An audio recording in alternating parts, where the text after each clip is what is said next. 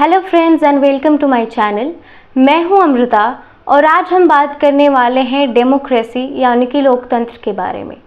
हम सब जानते हैं कि इंडिया एक डेमोक्रेटिक यानी कि एक लोकतांत्रिक देश है और हम अक्सर न्यूज़ चैनल में, अखबारों में ये सुनते रहते हैं कि हम एक लोकतांत्रिक देश में रहते हैं और हमारे पास ये हक है कि हम सरकार का विरोध कर सकें, अपनी बातें रख सकें और भी बहुत कुछ। आज की इस वीडियो में हम यही समझने की कोशिश करेंगे कि लोकतंत्र है क्या और इसके फ़ायदे क्या हैं। चलिए इस वीडियो को शुरू करते हैं। और वीडियो को शुरू करने से पहले एक रिक्वेस्ट कि प्लीज़ हमारे चैनल को सब्सक्राइब करें और ये वीडियो अपने फ्रेंड्स के साथ भी ज़रूर शेयर करें। सबसे पहले हम बात करेंगे लोकतंत्र की परिभाषा की।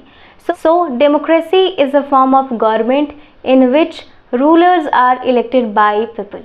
यानी कि लोकतंत्र एक ऐसी सरकार का रूप है, एक ऐसी सरकार का प्रकार है जहां पर शासकों का चुनाव वहां के लोगों द्वारा किया जाता है। यानी कि अगर आपको ये पता लगाना हो कि कोई भी देश लोकतांत्रिक है या नहीं, आप सिंपल तरीके से लगा सकते हैं। जहां के लोगों को यह हक होगा, ये अधिकार होगा कि वो अपने शासकों, अपने नेताओं को चुन सके, वो होंगे एक लोकतांत्रिक देश। और जहाँ पे लोगों को यह हक नहीं होगा कि वो अपने शासक को, अपने रूलर्स को चुन सके, वो होगा एक अलोकतांत्रिक यानी कि एक नॉन डेमोक्रेटिक कंट्री। यानी कि लोकतंत्र सरकार का एक ऐसा प्रकार है जहाँ पर वहाँ के नागरिकों को ये अधिकार होता है कि वो अपने सरकार यानी कि अपने शासकों को चुन सके। जैसे हम इंडिया में चुनते हैं वोटिंग के ज़रिए। हमें पता है हर 5 साल में हमारे यहाँ वोटिंग होती है और हम अपने वोटिंग के ज़रिए अपने रूलर्स यानी अपने शासकों को चुनते हैं, अपने विधायकों को चुनते हैं, अपने प्रधानमंत्री को चुनते हैं। ये होता है डेमोक्रेसी यानी कि लोकतंत्र। अब हम बात करते हैं कि डेमोक्रेसी के फ़ायदे क्या हैं, यानी कि फीचर्स ऑफ द डेमोक्रेसी। जो सबसे पहला फ़ायदा है वो ये है कि rulers elected by the people take all the major decision. यानी कि वो शासक, वो नेता जिन्हें हमने चुना है वोटिंग के ज़रिए, वही सारे फैसले लेते हैं। एग्जाम्पल ले लेते हैं, उदाहरण ले लेते हैं। जैसे हम देखते हैं कि जिस भी विधायक को हमने अपने एरिया में वोट किया होता है, अपना मताधिकार दिया होता है, वही उस एरिया में काम करते हैं, फैसले लेते हैं कि कहाँ से सड़कें बनवानी है, क्या करना है। ये सारे फैसले वही लोग लेते हैं। दूसरा जो फ़ायदा है लोकतंत्र का, दूसरा फ़ायदा ये है कि elections offer equal and fair opportunity to all the people to change the current rulers. यानी कि लोकतंत्र में होने वाले चुनाव हम सबको बराबर अवसर प्रदान करते हैं कि वर्तमान में जो सरकार हमारे देश में है, हम उसे बदल सकते हैं।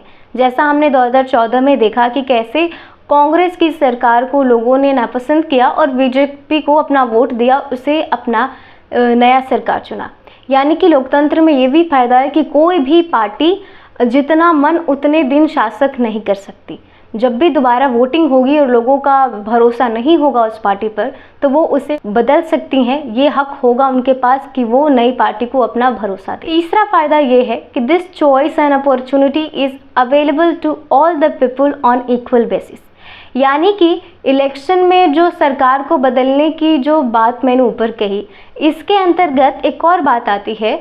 चुनाव के ज़रिए सरकार को बदलने की जो प्रक्रिया होती है या फिर अपनी वोटिंग देने की जो भी प्रक्रिया होती है, उसमें जो अवसर यानी कि जो अपॉर्चुनिटी होती है वो सबके लिए बराबर होती है। चाहे वो कोई अमीर इंसान हो, चाहे वो कोई गरीब इंसान हो, कोई शहरों का पढ़ा लिखा इंसान हो, चाहे वो गांव में रहने वाला बिना कोई पढ़ा लिखा आदमी हो।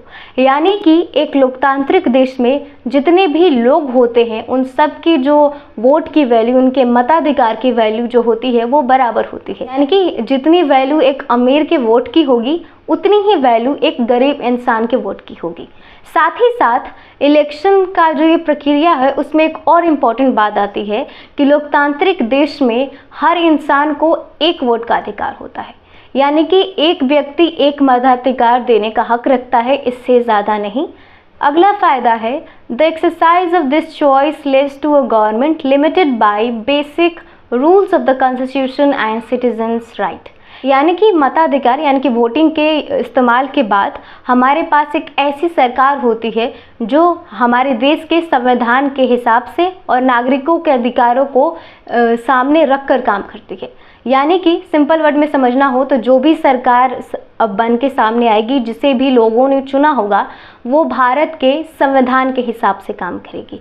संविधान में जो नियम उसमें लिखे गए हैं, जो रूल्स बनाए गए हैं, उसके हिसाब से काम करेगी। साथ ही साथ जो सरकार अब बन के आएगी वो नागरिकों के अधिकारों की भी रक्षा करेगी, उसे भी अपने ध्यान में रखेगी।